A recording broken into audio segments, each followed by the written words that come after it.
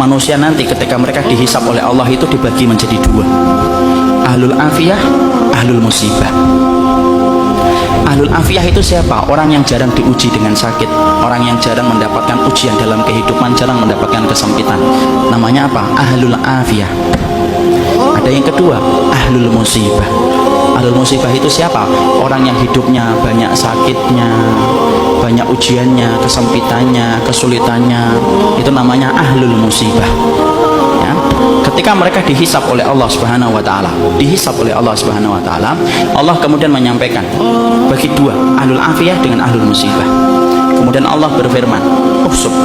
Hisab itu ahlul afiyah, ahlul musibah dulu. Ahlul musibah kemudian dihisap oleh Allah lebih dulu. Para malaikat menghitung satu persatu perbuatannya dan menghitung bagaimana ujian yang dia rasakan dalam hidup ketika bersabar. Kemudian para malaikat setelah mendapati semuanya selesai, mereka lapor sama Allah, "Ya Allah, ahlul musibah tidak tersisa dari dosanya kecuali sedikit, dan mereka mendapatkan pahala yang besar karena mereka bersabar atas segala musibah yang Kau berikan dalam kehidupan di dunia." Antum tahu? Allah kemudian berfirman, "Utuhum salasan."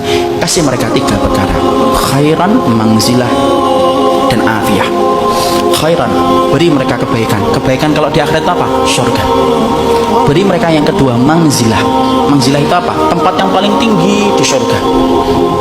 Tempat itu tidak bisa diperoleh dengan sholat. Tempat itu tidak bisa diperoleh dengan sedekah.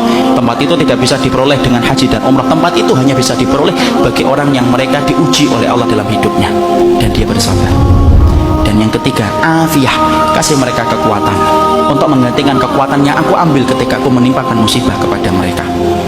Maka ketika mereka dinaikkan ke tempat yang tinggi, ahlul afiyah, sebelum dihisap mereka mendongakkan kepala begini, saking tingginya mereka. Dan ketika mereka melihat kedudukan ahlul musibah semacam itu, mereka sebelum dihisap berkata kepada Allah, "Ya Allah, kalau kami ngerti di balik setiap ujian seberat ini Engkau mengganti setiap kesulitan mereka, tolong ya Allah hidupkan kami lagi, lalu kasih kami ujian, potong-potong daging kami, daging-daging yang kecil, kami sabar untuk merasakan itu sampai mati, supaya kami mendapatkan tiga yang Kau janjikan kepada ahlul musibah saudara-saudara kami."